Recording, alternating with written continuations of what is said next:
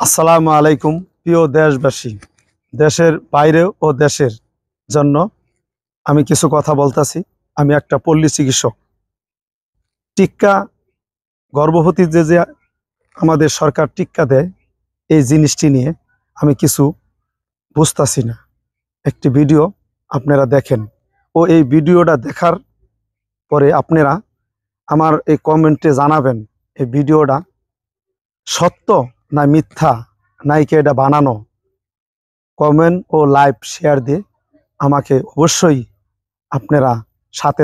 শিশুদেরকে পোলিও টিকার নামে যেটা দেওয়া হয় তার মূল কাজ বংশবৃদ্ধিকে দুর্বল করা, আর মেয়েদের 15 বছর থেকে যে টিকাগুলো দেওয়া হয় সেগুলো জরায়ুর ভেতরকে ছোট ও বেশি সন্তান প্রসবকে দুর্বল করার জন্য। আর সিজার হচ্ছে তাদের ষড়যন্ত্রের চূড়ান্ত সফলতা। এই লক্ষ্যে এরা কয়েকটি ধাপে কাজ করে থাকে। 1. ছোটবেলায় পোলিও টিকা। 2. 9 থেকে 14 বছরের টিকার মাধ্যমে জরায়ুর ভেতর ছোট ও বেশি সন্তানদানে অক্ষম করা। 3. সরকারি ক্লিনিকগুলো থেকে আয়রন ট্যাবলেট থেকে শুরু বিশেষ কিছু ভিটামিন দেওয়া, যেগুলো মূলত পেটের ভিতরের বাচ্চাকে অস্বাভাবিক মোটাতাজা করে, ফলে বাধ্যতামূলক সিজার করতে হয়। আর সিজারের মাধ্যমে বেশি সন্তানের জন্মদান অসম্ভব। ব্যাস, মিশন সাকসেস।